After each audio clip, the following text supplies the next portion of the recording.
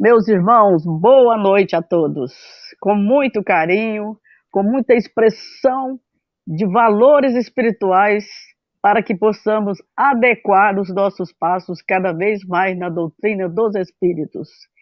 Que maravilha nós estarmos aqui juntos outra vez, procurando unir cada vez mais ao nosso Mestre Jesus, pedindo a Ele a estar presente através da hierarquia dos mundos, que vem carregando os nossos deveres para tornarmos cristãos.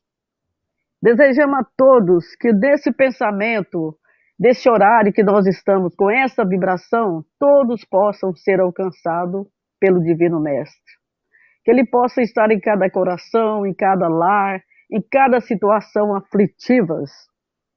Esse coração magnânimo do Mestre que nós pedimos tantos, nós observamos hoje um pensamento muito forte que nós precisamos atender.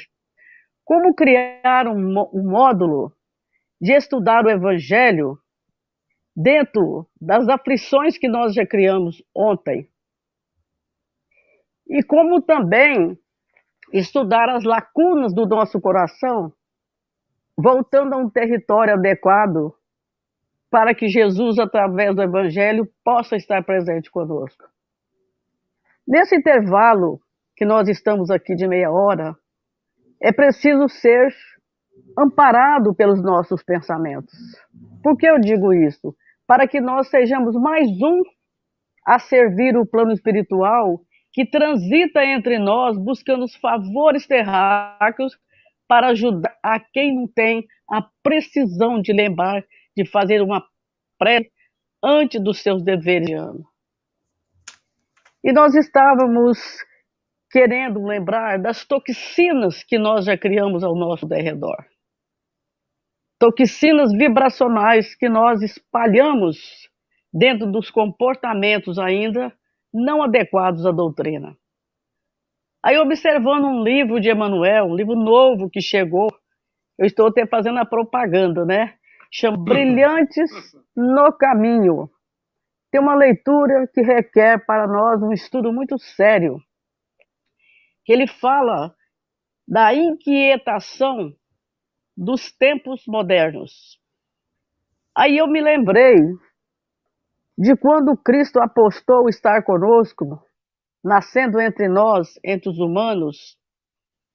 Tem um porém muito sério que nós observamos. E Emmanuel explica para nós entre linhas. Por que será que o Cristo trouxe os seus lábios mudos em toda a sua trajetória, falando só nas expressões corporais de sofrimento? Será porque que ele não recorreu os tribunais da terra para apresentar a sua inocência, requerer processos contra as injúrias, as inquietações que o provocou tanto, levando até os tribunais, debaixo dos olhos de Pilatos, olhos cegos, e do Sinédrio? Então, cabe a nós que falamos tanto de evangelho, que passamos os olhos pelas letras desses ensinamentos dourados, lembrar que o Cristo não recorreu nada da terra, porque ele sabia que nós não tínhamos condição de o ajudar. Então, aquela condenação que nós procuramos sempre lembrar do sofrimento do Cristo, nos filmes, ainda não acordou o nosso coração. É muito mais firme a nossa lembrança em ter ele dentro da humildade, porque a nossa condenação, os nossos açoites, ainda continuam açoitando o Cristo Jesus. Cada impulso que nós temos ou damos, sem pensar no verbo amar, a trajetória do nosso comportamento já está açoitando o nosso mestre. Então, cabe a nós lembrarmos disso tudo. Que Emmanuel, dentro dessa leitura, também fala: nós temos dois favores espirituais que cabe todos nós observar. Dois infinitos que nós temos em mãos, que é o espaço, que nós nascemos para ressarcir tudo, e o tempo, dois infinitos. E só a verdade espiritual que o Cristo nos trouxe é que vai mostrar para todos nós que esse espaço e esse tempo para nós chegar a novos tempos de vida espiritual e ser homens verdadeiros espiritualmente falando. É só recorrer ao nosso íntimo, tirando as lacunas e colocando o evangelho na prática do bem viver. Que nós temos condição de viver, convivendo, revivendo tudo que nós não fizemos no passado e fazer agora. O amanhã promete para todos nós, se nós quisermos. Queremos então, irmãos, dar guarida ao nosso coração nesses instantes, para ouvir os nossos irmãos que vêm nos esclarecendo também, em outros ângulos, esse porém do Cristo que já está em nossas mãos e precisa ficar no nosso coração. Deus nos abençoe, nos ampare, amparando todo esse porém que nós falamos, de amigos espirituais que buscam em nós, em favor de nós mesmos. Deus nos abençoe. É que Jesus, através do Evangelho, estar presente conosco no dia a dia.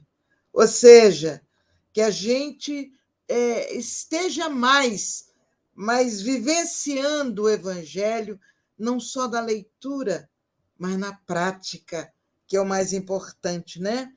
E ela disse também que cada impulso que nós temos, cada reação instintiva que nós temos, sem o apoio do verbo amar, ele não tem muito significado para nós. Não dá vida, não cria vida, não colore a vida das pessoas, né? Então, é importante, como ela disse, que a gente mantenha Jesus em cada coração e em cada lar. Mas a gente mantenha como? Através da vivência do que ele vai ensinando. Mas, como ela disse, ele ensinou muito mais com o silêncio do que com as palavras. Então, isso quer dizer que a gente precisa aprender a agir mais no bem, à luz do Evangelho, e falar um pouco menos, falando o necessário para cada um de nós ouvir e refletir e seguir, né? Que Deus nos abençoe. Eu pensei, todas as dores que nós temos são correntes coletivas. Por que eu digo isso? Uma dor não vem só em uma pessoa, como a Joselma já anunciou. Toda dor tem os participantes. Até a medicina participa das nossas dores. E conforme o tipo de dor, que pode ser na carne e moralmente falando, nós precisamos aprender que o nosso estágio aqui na Terra é maravilhoso, é sagrado, porque toda dor, para ser ressarcida, precisa de lutas. E o que é que nós viemos fazer aqui na Terra? Lutar. Não é gostar da dor, é fazer com que ela não desafie o nosso espírito. Pode passar pela carne, mas o nosso espírito esteja de pé. Então, usando o Evangelho, como já falamos, nós vamos estruturar, em cima dessa dor, uma coluna divina, que nós vamos passar por todas elas, garantir que somos filhos de Deus e que não perdemos a fé. Então, encapar a vida de fé e coragem, eis a oportunidade da dor que nos apresenta. Em relação a essa dor como recurso educativo, ela é um recurso educativo em todas as circunstâncias, porque não só a pessoa que está sendo alvo direto passa por esse processo de reeducação, mas os que estão em torno, os que estão observando, ou que sofrem a consequência daquela dor, também se reeducam diante do quadro que estão vivendo. Então, Algumas pessoas precipitadamente dizem assim: ah, espírita gosta de sofrer. Espírita fala na dor de uma maneira assim que parece para ele que ele está buscando essa dor para ele se sentir realizado. Não, não. O espírita não gosta de sofrer. O espírita, como ser humano, ele gosta de ser feliz.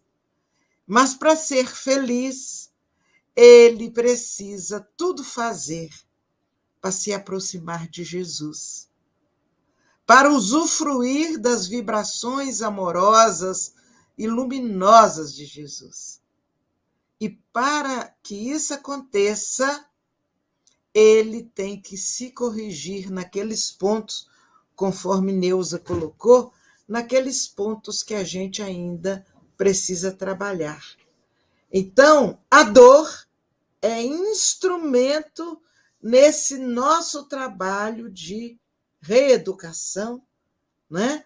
Que a gente vai sendo submetido na medida que vai crescendo em compreensão e em vontade de servir.